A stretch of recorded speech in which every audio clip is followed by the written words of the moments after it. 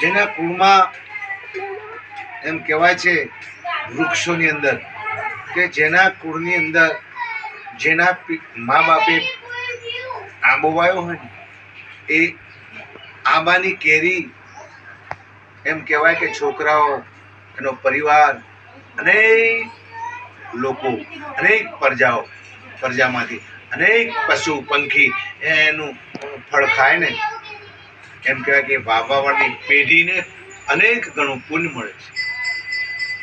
અને એનો રસ ખાય ને ત્યારે અંદર આત્મા તૃપ્ત થાય છે. કારણ કે કેરી આંબો એટલે મહાન વૃક્ષ છે.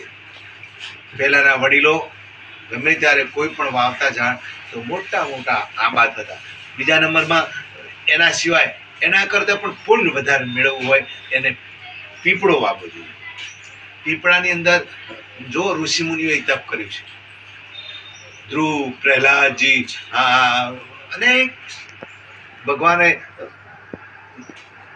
ધ્યાન કરેલું છે પીપળાની અંદર. એટલે પીપળો વાવવામાં અને પીપળા નીચે બેસવામાં સારામાં સારું આપણને સદબુદ્ધિ આવે છે. બીજું, જેને પછી એક એવું મહાન દાન કહેવાય કે એવું જેના કુળમાં જેને મા બાપે ઉંબરો વાયો હોય એ ઉંબરાને વાવનારને તો પુણ્ય મળે ખરું, પણ 71 પેઢી સુધી એને અનંત ગણું પુણ્ય મળે છે.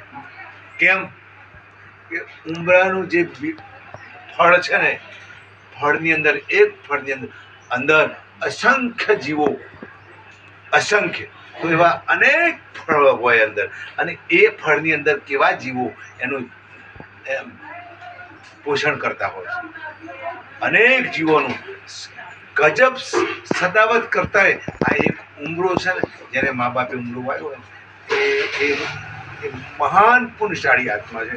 અને પેઢીની અંદર પેઢીની જે એમ કહેવાય કે પેઢીની અંદર મહાન પુણ્યની પ્રાપ્તિ થાય છે અને એ પેઢીમાં સારા પુરુષો પેદા થાય છે અને સદવિચારોવાળા ભક્તિવાળા આ મહાન પુણ્ય કરે છે. વાહ વાહ વાહ, ધન્યવાદ ધન્યવાદ.